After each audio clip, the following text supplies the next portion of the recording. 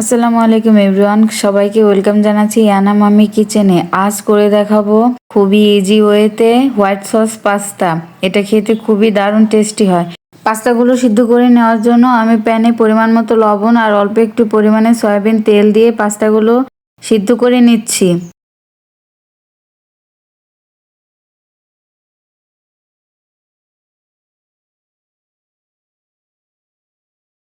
প্যানে 1.5 টেবিল চামচ বাটার গরম করে নিয়েছি। এর মধ্যে আমি চিকেনটা দিয়ে ভালোভাবে ভেজে নিব। এর মধ্যে আমি হাফ চামচ লবণ আর হাফ চামচ গোলমরিচের গুঁড়া আর হাফ চামচ সয়া সস দিয়ে চিকেনটাকে ভালোভাবে ভেজে নিচ্ছি। আপনারা চাইলে বাটারের পরিবর্তে সয়াবিন তেল বা অলিভ অয়েল ইউজ করতে পারেন। আমি এখানে একটু ক্যাপসিকাম কিউব করে কেটে নিয়েছি, সেটা দিয়েও হালকা ভেজে নিচ্ছি।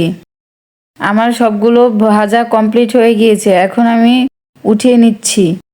হাফ চামচ রসুন কিমা করে নিয়েছি, এখন এটাকে ভালোভাবে ব্রাউন কালার করে ভেজে নিব। এখন আমি 2 টেবিল চামচ ময়দা ভালোভাবে ভেজে নিচ্ছি। আমার ভাজা কমপ্লিট হয়ে গিয়েছে। এখন আমি দুধটা গরম করে রেখেছিলাম, এখন সেই দুধটা দিয়ে ভালোভাবে মিক্সড করে নিচ্ছি। অল্প একটু পরিমাণে লবণ অ্যাড করছি। সিদ্ধ করে রাখা পাস্তাগুলো দিয়ে দিচ্ছি, দিয়ে ভালোভাবে মিক্সড করে নিতে হবে। হাফ চামচ গোলমরিচের গুঁড়া আর সেই ভেজে রাখা চিকেন আর ক্যাপসিকামটা দিয়ে ভালোভাবে মিক্সড করে নিতে হবে। 1 চামচ সয়া সস, 1 চামচ টমেটো সস দিয়ে আবারও ভালোভাবে মিক্সড করে নিতে হবে। আমার বানানো রেসিপিগুলো যদি আপনাদের ভালো লেগে থাকে তাহলে সাবস্ক্রাইব করে রাখবেন।